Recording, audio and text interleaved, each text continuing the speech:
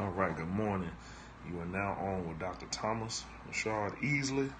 We're here with Time with the Doc, representing Polly Murray all day. Saint Polly Murray, the great Polly Murray. As I'm doing my normal, drinking my anti-inflammatory elixir and just preparing to be online. So I'll go ahead and I'll get started. So I have right now, throughout from now to the rest of the year, I have 2 more Sundays, one including today, and then the first Sunday in December, which will be what we call Senior Sunday at Peace. And then I'll be really like taking a break and really kind of making a transition into the next thing, as far as like how my life. Good morning, Ellen. As far as like how my life will go around ministry and the future. So I hope that you all will. Let's just tune in. Like next Sunday, I won't be online because I'll be in New Mexico at a conference doing some work out there. So I won't be here that Sunday, and then after that, I'll be with my family in Thanksgiving out in Texas. So then I'll be back. Like I said, the next time after today, I'll be back. Will be the first Sunday in December.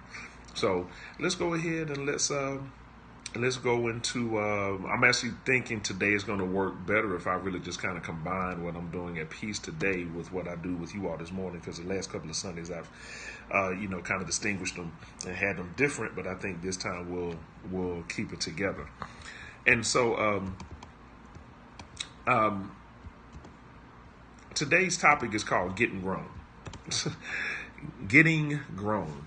I don't know if you ever heard of CeeLo Green. Years ago, back in like the early 2000s, he had a song called Getting Grown, and he talked about like really just like these life transitions that we all go through, and as you get grown, things change, your focus changes, ideas change, thinking changes. And so at Peace in particular, we've been doing this series, as I mentioned a while ago, called From Resurrection to Pentecost, because when we all go through various transitions throughout life, and sometimes transitions come in drastic ways, like like you're with someone and then the next thing you're not together, meaning like maybe they passed away, maybe broke up, maybe you've graduated and you've gone separate ways. And so sometimes it's those transitions. It seems like sometimes people more so get stuck trying to survive the transition instead of thriving in the new reality. And it's hard, I think, to thrive in the new reality because you still have the past understandings coming back and forth to you. And so today, what we're going to talk about is we're going to go over a very familiar scripture that I think a lot of people know, and it's 1 Corinthians 13. 1 Corinthians 13. The author is Paul, of course. And I'm going to read in particular certain verses. Verse 6. As a matter of fact, let me go ahead and find it here. I got it up on the presentation, but let me go ahead and find it here. Yep, here we go. So I'm going to read like basically verse 6 to 13. It says, "Rejoiceth not in iniquity, but rejoiceth in the truth. Beareth all things, believeth all things, hopeth all things, endureth all things." It's talking about love. This is what love does. "Charity, which is love, never faileth. But whether there be prophecies, they shall fail. Whether there be tongues, they shall cease. Whether there be knowledge, it shall vanish away. For we know in part, and we prophesy in part. But when that which is perfect is come, then that which is in part shall be done away. When I was a child, I spake as a child, I understood as a child, I thought as a child, but when I became a man, I put away childish things. For now we see through a glass darkly, but then face to face.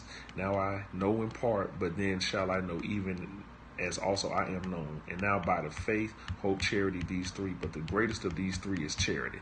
Now you may be like, man, what does that mean? Because I'm reading the King James Version. So what I'm going to do is I'll read the NIV version, which I think makes things a little bit simpler. And you can read along as well if you like. So I'm start with verse. Here it is, verse 6. It says, "Love does not delight in evil, but rejoices with the truth." I'll turn it this way. It says it always protects, always trusts, always hopes, always perseveres. Love never fails, but where there are prophecies, they will cease. Where there are tongues, they will be still. Where there's knowledge, it will pass away. For we know in part and we prophesy in part. But when completeness comes, what is in part disappears. When I was a child, I talked like a child. I thought like a child. I reasoned like a child. When I became a man, I put the ways of childhood behind me. So we'll be looking at that. And then basically what I did was I simplified it. So I simplified that right here. Love never fails. Prophecies will cease, tongues will be stilled, knowledge will pass away. But it says when completeness comes, what is in part will disappear. And then when I was a child, I talked like a child, I thought like a child, I reasoned like a child. When I became a man, a woman, I put the ways of childhood behind me. So here's the thing that never goes away. Love never goes away, but prophecies will cease, tongues will be stilled, knowledge will pass away. And when completeness comes, what is in part will disappear. Now, I think that that's very, I think that that's actually, in some ways, I would say that's a blessing. That's something to look forward to because what it's saying is the things that in some of our cases we thought, that we understood as a child, really now being a grown person, you understand something differently.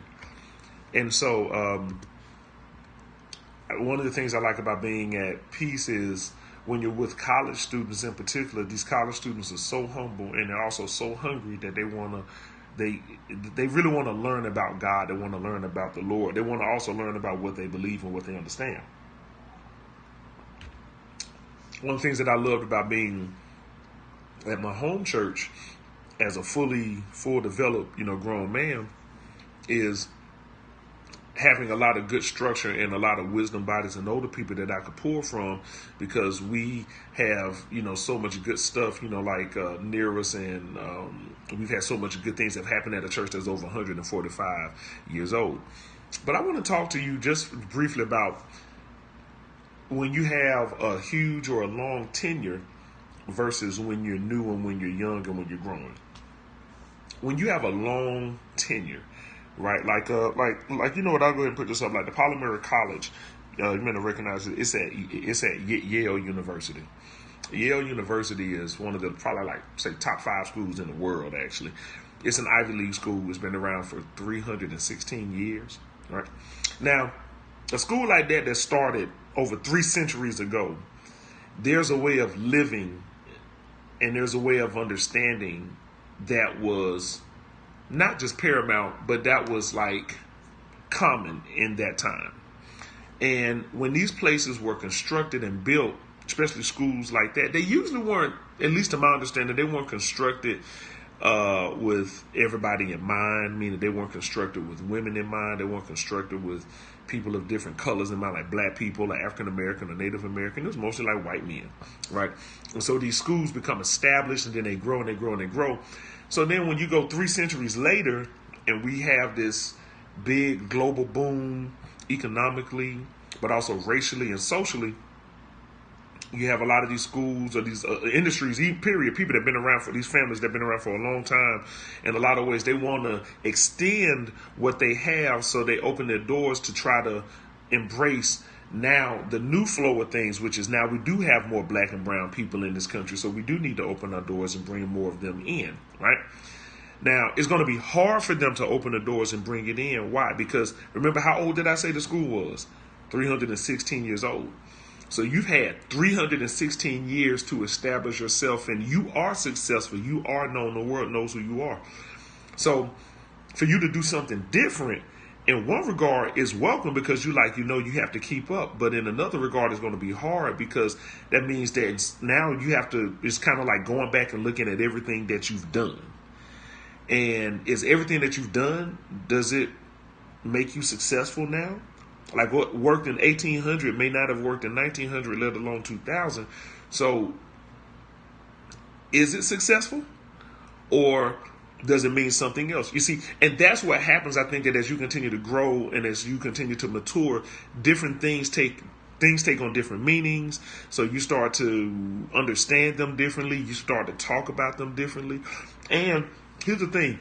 I would say what would happen at a big school like that is the same thing that happens in individuals. As you learn new things, the old you is pushing against it, and there's an internal battle. There's a struggle. You're trying to figure it out.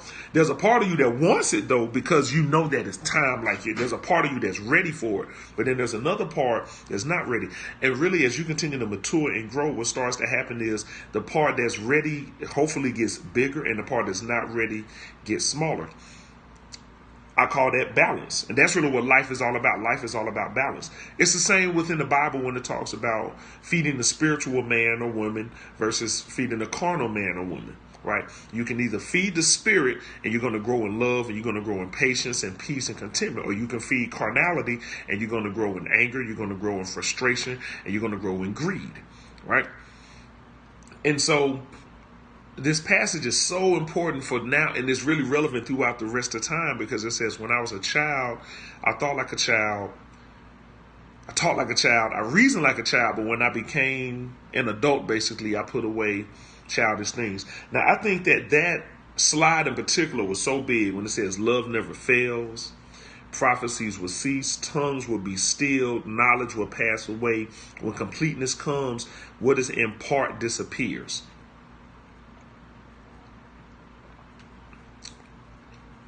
The same way that is relevant then is the same way when we talk about the Bible. The Old Testament is all of that. That's the thing that I've realized when I looked at that slide again, and as I've been studying all this week getting ready, that's what the Old Testament is. Love never fails, so love is God. Prophecies will cease. Old Testament full of prophecies. Tongues will be still, full of different tongues. Knowledge will pass away. It's a lot of different knowledge. When completeness comes, which in this faith will be Jesus, because Jesus was the fulfillment of the law, everything that's in part will disappear, meaning everything that is in part should not hold your mind, should not hold your spirit. You should not be stuck there anymore. There are things that now that as you are mature, as you are grown, you start to understand them a whole lot more. And so now because you understand them more, you can apply it in your life. So now I want you to take a look at another. And I said potential topics that I just really want you to just, think about. First, what does it mean versus what does it mean to receive? What does it mean to give? Versus what does it mean to receive? When I was young, I was always taught it's good to give, right? It's always good to be generous and to give. But then as you get older, you also hear people talking about don't block your blessing. Don't block your blessing. Like don't block someone else's blessing that they're trying to give you something by not receiving what they're trying to give you. So you see how it changes as you get older. Selfish versus being selfless. When I was young, it's like don't be selfish. Selfish was probably like being stingy, right? Like be willing to give. But then as you get older, being selfish with your time and your money and your energy sometimes becomes a wise thing because everything is finite. Like nothing is infinite. Unconditional love versus love with boundaries. It is my position to say this. Only God can love unconditionally. And then after that, maybe the next thing that looks like unconditional love is probably a parent to a child. And in particular, a mother to a child. Versus love with boundaries, right? So unconditional love, now, some people think unconditional love means we love with no conditions. But if you think about it, unconditional love doesn't mean unconditional love, meaning I'll love you 100%. You can do whatever you want, and I'll continue loving you the same way. No, unconditional love is actually love with boundaries. That's really what it is. You put boundaries around the love so that I can continue to love you unconditionally. Saving foolishly or wisely versus spending foolishly or wisely. You can save wisely, meaning that you can save and then have access to it when you need it, or you can save foolishly, meaning that you're just saving and doing nothing with it. See, if you save every dollar that you have, then how can you invest a dollar to expand it and make more money? But if you spend every dollar that you have, then how can you have something to use in the future if you need to use it? Single versus being alone. I remember growing up, being booed up, as we say, or being in a relationship is what everybody wanted. But as I've been a grown man and enjoying life now, I can definitely tell you I've gotten a lot more out of being single than I have being in a relationship. Because being single has allowed me to grow in relationships with other people and to embrace it versus being alone, which is not the same thing as being single. Alone is like you don't have anything or anybody. Single just means that I'm not in a committed monogamous relationship. At least that's my definition. But it doesn't mean that I don't have relationships with people, that I don't have friends, and that I don't have an opportunity to, get out and do things and be with people. In relationship versus independent while in a in relationship. I got to work on my grammar. I'll go back and change it. I told you, y'all are usually my guinea pig, and then I correct it for later. But being in relationship versus being independent while in relationships. Some people think that in a relationship, you're supposed to be all about the other person 100% of the time. But as you are in relationships and you get older and you get more mature, you realize that, no, you're still an individual in a relationship. So you still have to take care of yourself. Then I'm going to say this one, obedience versus completeness. I think spiritually speaking, this is probably the biggest one. This one right here, obedience versus completeness. You can be obedient to everything in the Bible and still be insecure. You can be obedient to everything that you read in the Bible and still be mean, still be a jerk, not be a nice person. So as you continue to grow and mature, understand that there is a difference in being in obedience versus being complete. A lot of times people say obedience is better than sacrifice, and I totally agree with that. But to be complete is a more state of peace to be in versus being obedient, because you understand what to do and when to do it. And then desire versus contentment. Can you be content with having nothing? But is there something wrong with having a desire for something or for some things? So I want you to see that as you continue to get older and grow, that things take on different meanings. So now, when Paul says, I put away childish things, childish things is really what I would say is going to be understandings and behaviors. The way you talk, the way you think, the way you reason. Because that's what he said. I talk differently, I thought differently, and now I reason differently. But when I became a man, I put away childish things. So your talk, meaning how you speak. Like what do you say? Can you be humble and be assertive at the same time? Like this, like whenever anything good happens, right? I'm going to be honest. This is like, there's a level of maturity that comes out with this, and then there's a level of immaturity comes out. Like if something good happens in your life, have you ever been one of those people that just goes, I got to give it to God and that's it. I just give God everything. I give God nothing but the thanks. I give God everything. Right? You ever read Psalm 82:6 or John 10:34? I'm going to challenge you. Read that in your own time. But here's the thing that's so funny. Both of those verses talk about humans being gods. Little g, not the big G, but little g. So if I give everything over to God, depending on what level, or depending on where my mind is, I'm like, so I'm still giving it all back to me. And then we say God is within, God is in you, God is in me. So when we say that, what does that actually mean? And then when do you take responsibility? Like when are you culpable for anything that you've done? Because see, here's the problem that I have sometimes with that statement. So if you put everything on God, then that means when bad things happen, do you put everything on the devil? See? And see, that's where hypocrisy comes in, because that's not how none of us are. None of us actually give 100% of everything to God, just like none of us give 100 of everything to the devil. Okay? When it sounds cool, that's usually when people give it to God. When they're insecure, and in some ways, in my opinion, immature, they give everything to God. I believe, you remember what I said, obedience versus completeness. But when you're complete, what you understand is I'm not in control of everything. I know that. I really have no power. Right?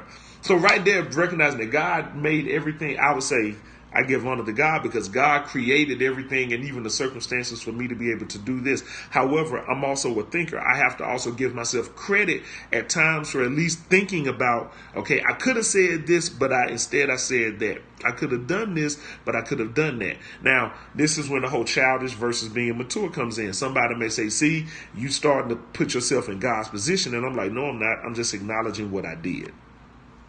Some may say, you're not giving God enough credit. And I'm like, yes, I am. I put God as the head of everything. I put God first. Yes, I am. But I know that in order for me to accomplish this, I had to do something.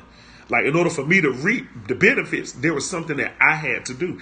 And this is why it's important. You remember when we were talking about religion, faith, and spirituality, and what grows your faith is the knowledge of what's happened. See, if you don't acknowledge what you've done, then that means you'll miss probably what you're supposed to get. Which also means that you'll probably do something wrong the next time if you don't acknowledge what fully happened. Because to say God did it and to say God did it alone, it almost makes sense for you. It makes sense to do nothing then. Like, then there's nothing for me to do. Just sit and let God do everything. But then just like Proverbs teaches us, lean not to your own understanding. So if I'm also looking at me solely, then that means I'm leaning to my own understanding and not giving God the credit. So it's all about balance. You have to figure out not just what works for you, but in my opinion, you have to know how to find God in the situation. You have to know how to find yourself in the situation. Remember the three things it said: I taught like a child, I thought like a child, I reasoned as a child. But then I want you to think about something. What are the three things that were going to cease? Prophecies will cease, tongues will cease, and knowledge will cease. Think about that. Prophecies, people talk prophecies. Tongues, people tell you what they're thinking. Reason, you reason with knowledge. So can you see how you put the two together now? Talking, thought, reason, prophecies, tongues, knowledge. Okay. None of them are complete by themselves. But when you put them together, okay, and God is in the midst of it, everything comes complete. And then, as I said, completeness will stay, and everything that is in part will disappear. So this is why, as one individual, I work in my own life to be complete as a man, as an individual, as Thomas Rashard Easley. I want to be a complete individual because I remember what it was like to be immature and to be young and to not understand things as a grown adult. And then to be a grown man and to understand things like, whoa, like, man, this makes so much more sense now than it did when I was younger. It makes so much more sense. Now, excuse me, what are some things that can change? Like, what are things in particular that can change? I have a list here. Matter of fact, I'll go ahead and here's the list of things that can change. How you understand money, love, yourself, God, religion, sex, entertainment, relationships, life, and death. So now what I want to do is I want to share a story with you of something that happened to me when I was, let's say, younger, and it's taken on a different meaning as I've continued to grow. When I was 25 years old, and I'm really about to kind of relive a little bit, so that's why my face is kind of like, kind of like this. My first adult relationship, my first love that I had, I was 25 years old. And it was a long distance relationship. I lived in North Carolina and she lived in Iowa. I went to school in Iowa. That's where we met. So I would go back and forth. And, well, no, actually I lived in Alabama first there, then came to North Carolina, and I would still go back and forth. And of course I said first love, which means that the relationship did not last, excuse me, but the relationship did not end ugly and with drama either. I'm happy that I can say that, which is why in some ways I still can have a smile or a smirk about it, because it was actually an outstanding relationship. And for her birthday one time, I gave, this when DVDs were big, I gave her a DVD. I gave her a movie. Well, that was one of the gifts. I gave her like 3. I still remember that. But one of them was this movie, Brown Sugar. And what I loved about Brown Sugar is that it was about hip hop. I love hip hop. I am hip hop. Tay Diggs and Sanaa Lathan were the stars of it. Sanaa Lathan was like, she was a publisher. She was an author, hip hop author, and Tay Diggs worked at a label. They grew up together. They discovered hip hop together. They've been friends their whole life. And it's a love story. And he goes off and gets married, realizes he makes a mistake. She goes off and gets engaged, realizes she made a mistake. And lo and behold, they come back together and realize that they wanted to be together. So I thought it was a fantastic love story. I hope you've seen it. If not, check it out. It's great. I love just seeing black brilliance and black peace and all of this stuff. Mos Def is in it. Queen Latifah is in it. It's a great film. So I give her this film. And I think she watched it. And so when I went up to visit her another time, her father and I had, we would always get together and talk. Because her father is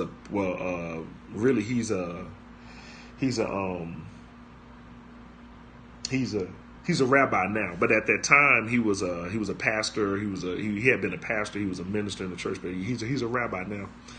And so we would get together and we were talking, and it's interesting, right? Because I'm a black man from the South, and his daughter was like Mexican and black and grew up in Iowa. So in a lot of ways, culturally, she was, no disrespect, she was white in a lot of ways, because that's what you see a lot in Iowa. And I'm from the South, so I've definitely got like the black all around me, right?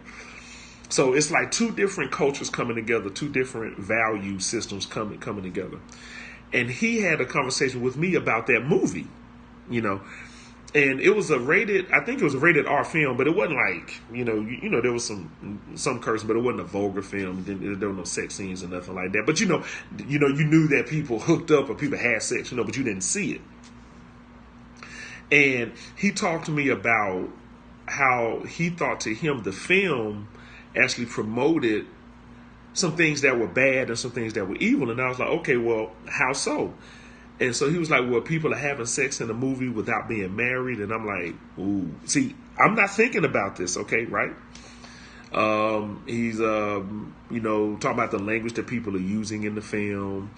And that's mostly all that he talked about. He just talked about the sex and talked about, people loving hip hop and there being, like nothing about, I guess like God coming up in the film, even though love is coming up, but not this religious love, like we're fornicating and doing things that we shouldn't be doing. So I'm like, okay, as a young person, one thing that I didn't disagree with him because I hadn't thought of that, you see. But at the time, thank God I was mature enough to say a couple of things back to him. And now looking back, I can look at how I've changed over time.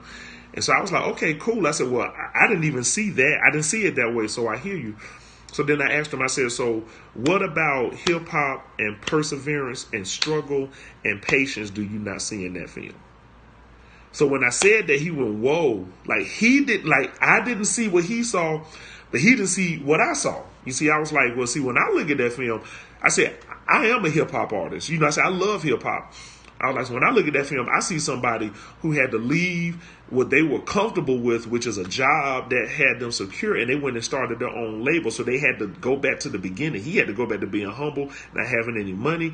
His friend invested in him, so he got to see what real love was. Because at the time, his own wife didn't even invest in him in the movie. I'm talking about Tay Diggs. His friend invested in him. So to me, I'm learning about what true love looks like. I'm learning what unconditional love looks like. I'm learning what it means to be committed to something. I'm learning but I'm also seeing what it means to make unwise decisions when it comes to love and being with somebody just because you think that they're beautiful or that you're so attracted to them, you're in love with them, versus growing with someone and being with someone. So when I said that, right, he was like, whoa.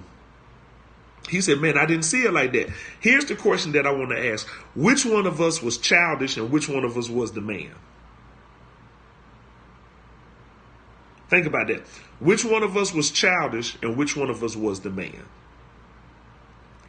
Because I would say both of us was childish. Both of us were childish and both of us were the man or the men. I would say that. He said something that I didn't see. I said something he didn't see. See? So he saw something in part. I saw something in part. But when you put it together, it's complete.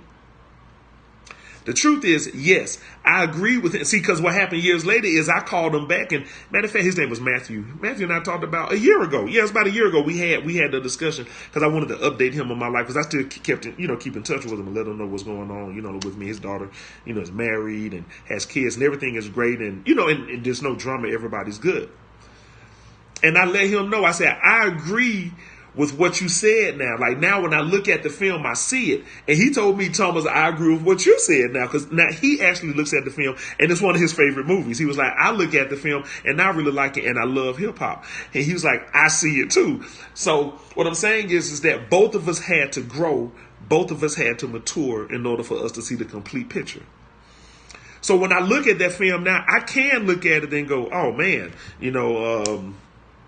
it would have been, see me, my problem now with the film isn't the sex part before marriage, because I know that happens. My problem is the communication. See, I see something else. I'm like, wow, why didn't you and your best friend actually communicate, like for real communicate, so that y'all could really see how y'all felt about one another? Maybe you wouldn't have made that decision. You would have made that decision and y'all would have been together, a whole lot if you really leaned into the friendship and grew more. You see, to me, that's completeness. a great friendship can result in a great relationship. You see what I'm saying? So what I want to do is now I want to encourage you and ask you, you may have other areas in your life where you have a certain understanding that you had as a child or that you had before you were complete in that area. And then when you get older and you become more complete, you have a different understanding. So what I want to say is, if you have the opportunity to mentor people, to raise people, to teach people, to supervise people, to lead people. Did I say teach? Maybe I said that already. But if you have an opportunity to do any of that stuff, to always keep yourself as best you can in the middle of the road. Stay in the middle of the road. As an adult child, I can definitely tell you from what my parents have taught me, the one thing that every parent wants, especially the child that lives to adulthood, is have an adult child that respects them. And you can always have respect when love is present, and understanding is present and patience is present. And so just like I don't know everything and I'm still learning as a parent, as an adult, you don't know everything either. You're still learning. And to interact in life and with people the same way, to have that same approach.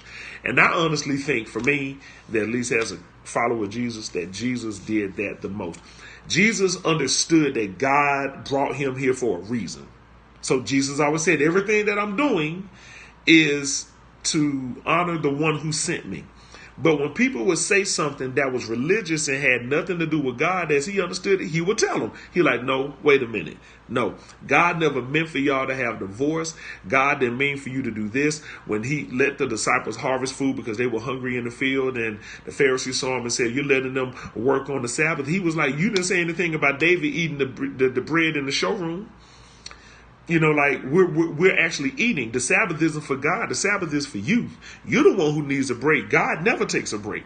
You see? So this whole image of completeness, what I want to encourage you to do is to work on being complete.